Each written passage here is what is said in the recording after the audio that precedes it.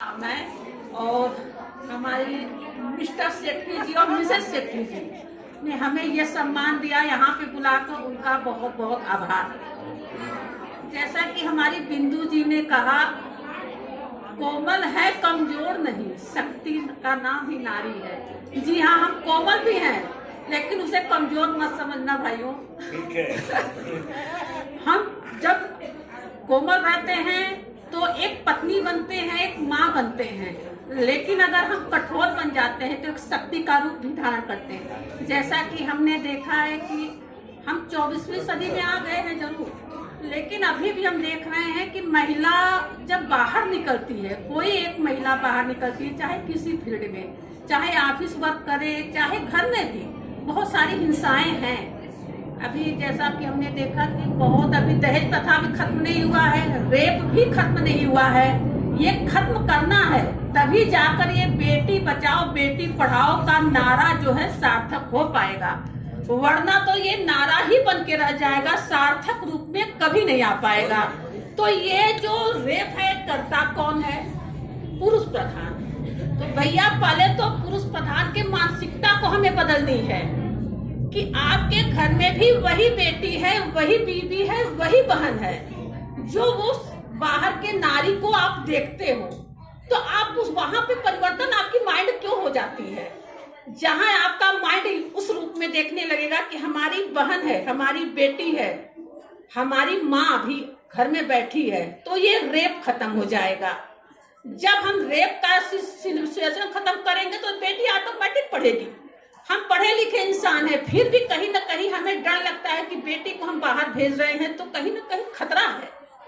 हम पढ़े लिखे होकर भी थोड़ा सा डर जाते हैं, इसलिए उस चीज को हम भी कंट्रोल करना चाहते हैं।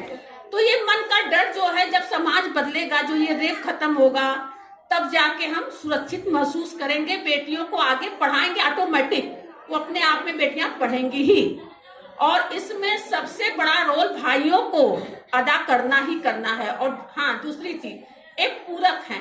जैसे कि आज हम जिस फील्ड में निकले हैं, मर्दों के साथ भी रहते हैं, कंधे से कंधा मिलाकर चलते हैं, लेकिन पीछे से हमारे पति का मेरा पूरा सहयोग है, तो ये भी एक पुरुष ही है। तो ऐसे ही पुरुषों की जरूरत है कि जब आप बाहर निकलो तो पुरुष का पूरा सपोर्ट रहे, तब जाके ये समाज ऑटोमेटिक बदल जाएगा।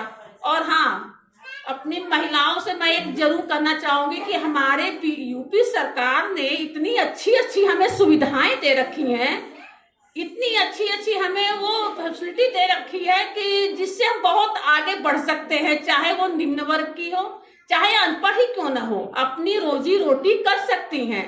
लेकिन आज के समय में उसका कुछ दुरुपयोग भी हो रहा है।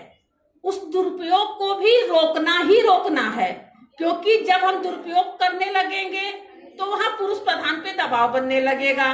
तो मिला जुला के ये है कि हमें अगर सरकार ने कुछ सहूलियत दी है तो उसका उपयोग करके हम आगे बढ़ें और अपने साथ साथ 4-5 और महिलाओं को आगे बढ़ाएं। हम ऐसा रोजगार ले आए कि 4-5 महिलाएं उससे और जुड़े, जैसा कि मैम ने किया है। सेठी मैम ने, देख रही है इतनी महिलाएं यहाँ पे उपस्थित हैं, तो ये इनका गौरव है। इनके कहने पर सभी, हमारे पास भी टाइम नहीं था, लेकिन सिर्फ मैम के कहने पर हम यहाँ पे आ गए हैं। तो एक इनका प्यार, मान, सम्मान इतना ज्यादा इस क्षेत्र में है कि इनकी बात को कोई नकार ही नहीं सकता। ये भी महिला है, तो ऐसी महिलाओं को ही हमें आगे बढ़ के आना है, उनके साथ जुड़ के काम करना है, तभी हमारा देश महिला शक्ति को आगे बढ़ा सकता है। जब बस इतना ही करने के बाद आप सभी का बहुत बहुत आभार। आपने